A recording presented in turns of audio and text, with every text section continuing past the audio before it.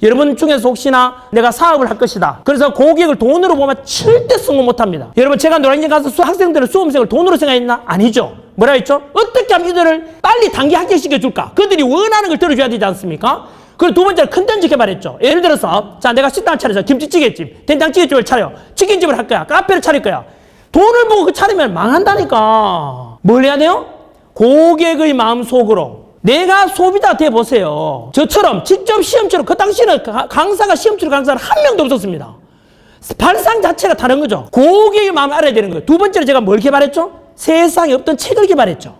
그게 바로 컨텐츠 개발입니다. 쉽게 말하면 내가 식당을 차렸어, 치킨을 차려서 하면 뭐 해야 돼요? 제일 먼저 그냥 차리는 게 아니라 어떤 식당 가서 내가 연구를 해가지고 세상에 가장 맛있는 된장찌개, 가장 맛있는 김치찌개, 가장 맛있는 치킨 소스 개발하고 해서 그 개발하고 나면 어떻게 됩니까? 그게 흔히 말해서 이제 입소문이 나서 맛집이 되고, 맛집이 되면 돈은 저절로 들어오게 되는 겁니다.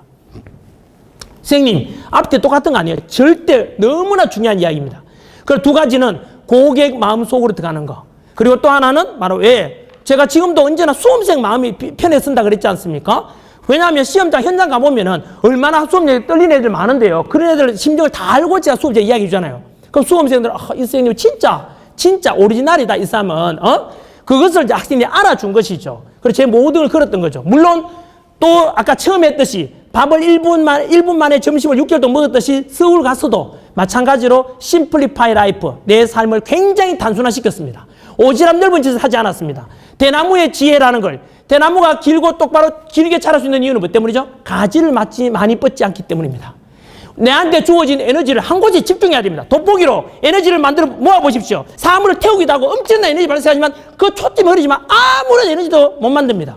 그것처럼 제 자신은 결국은 강사로 성공 쪽을 따진다면은 외모나, 여러분 강사가 외모 잘생기면 엄청 좋습니다.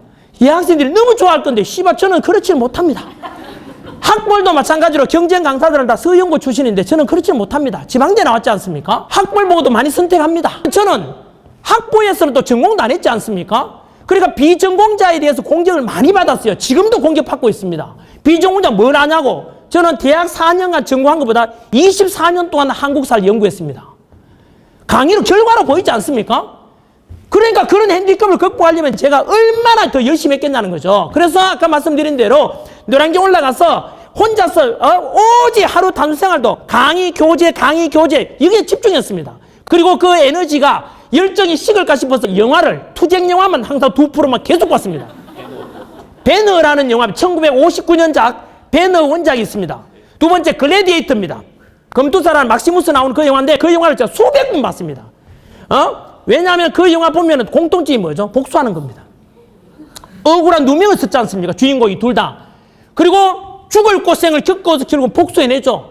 여러분 제가 가끔 복수하라 하지 않습니까? 그 복수는 악을 악으로 갚는 것이 아니라 가난을 겪었으면 가난에 대해서 복수해야 될 거 아닙니까? 부자 돼야죠. 실패했으면 실패를 저주하면서 성공해야죠. 그것에 대한 복수란 뜻입니다. 다시는 가난해지지 않겠다. 다시는 실패하지 않겠다. 이런 그런 정오, 그 정오심은 엄청난 동기부여가 됩니다. 그래서 그 영화 주인공들이 제가 영화 보면서 그래, 내 혼자 또 다짐하는 거죠.